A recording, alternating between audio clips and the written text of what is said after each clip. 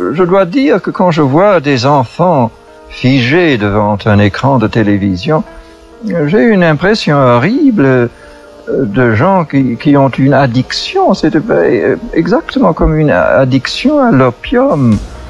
Et comme Marx a dit, la religion est l'opium du peuple, mais maintenant l'opium est la religion du peuple. Et l'opium télévisionnaire devient une espèce de religion.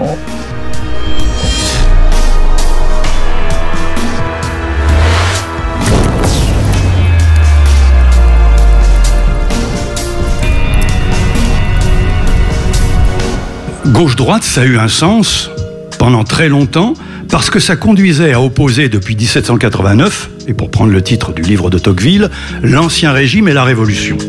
Au XIXe siècle, la droite et les ultras sont ceux qui veulent restaurer en totalité ou en partie les structures de l'Ancien Régime et notamment le pouvoir de l'Église catholique.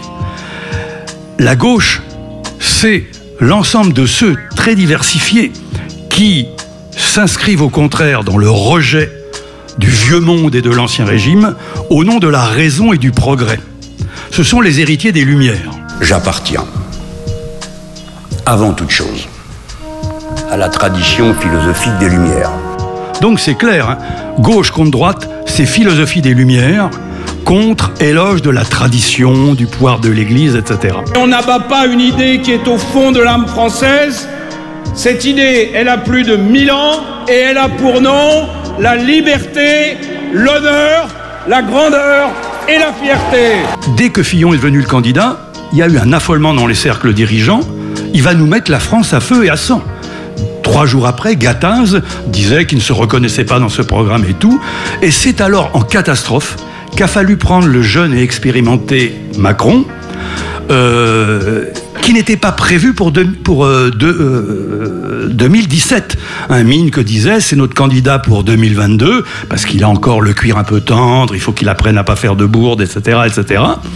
D'où le fait que maintenant, il est cornaqué par une équipe de communication qui lui dit « Attends, il n'y a pas de culture française. Non, il faut que ton couronnement, parce que c'était un couronnement, se fasse au Louvre et que tu t'inscrives dans la tradition des empereurs et des rois. » Je ne sais pas si vous avez entendu les journalistes pendant la cérémonie républicaine d'investiture, à un moment, c'était Sissi impératrice. Ces partis qui ont été éliminés dès le premier tour étaient aussi les partis porteurs de l'axe droite-gauche classique, du clivage droite-gauche classique qui a organisé toute la vie politique depuis un certain temps, c'est-à-dire que le curseur se baladait de droite à gauche, de gauche à droite, et on avait un peu les mêmes, ce qui permettait à ces partis de faire à peu près la même politique.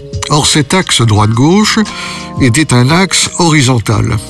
Et on voit se substituer, à l'heure actuelle, un axe différent qui est un axe vertical, représenté, pour prendre la formule classique, par l'opposition entre ceux d'en haut et ceux d'en bas. La deuxième France, là, dont vous parlez, c'est-à-dire la France qui est périphérique, qui hésite entre Marine Le Pen et rien.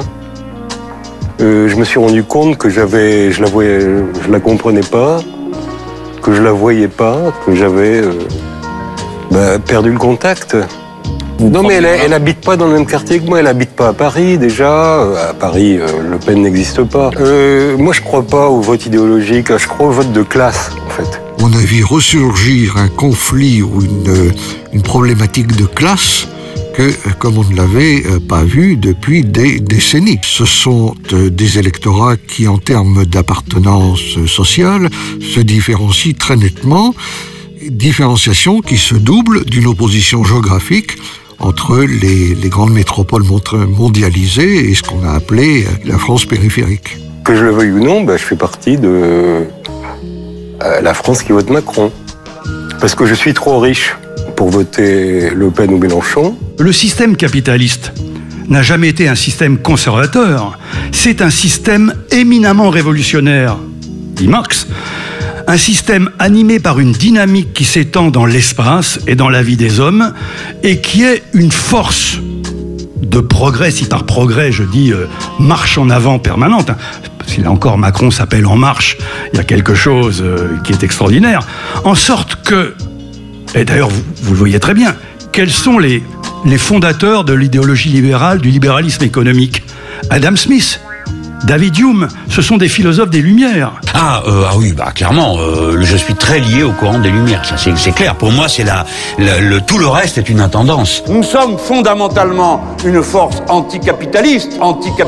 Je suis très lié au courant des Lumières. L'histoire du mouvement socialiste et ouvrier, à l'origine, ne se confond pas du tout avec l'idéologie du progrès, qui est une idéologie bourgeoise, comme l'avait bien vu Georges Sorel, sortie de la philosophie des Lumières du XVIIIe siècle. Et que c'est seulement à la fin du XIXe siècle, notamment à la faveur de l'affaire Dreyfus, que ces deux courants vont se combiner. Turgot, Voltaire, Diderot même dans son voyage à Hollande célèbre les vertus du marché. Autrement dit, le capitalisme n'est pas, dans sa logique et son essence, un système stable. Le phénomène Macron est la contrepartie logique du phénomène Le Pen, c'est-à-dire que la montée du populisme devient telle que le seul moyen de faire barrage, c'est d'oublier ce qui séparait tel ou tel parti hier, et puis que toutes les élites, tous ceux qui veulent la mondialisation heureuse, les flux migratoires ininterrompus, encore plus d'Europe de Bruxelles, etc., encore plus de soumission au marché financier, se regroupent. Car c'est ça le point, je crois, qui est important. Partout où le populisme se développe, où les partis populistes, les partis et les mouvements populistes se développent, ils le font aux dépens de la vieille classe dirigeante.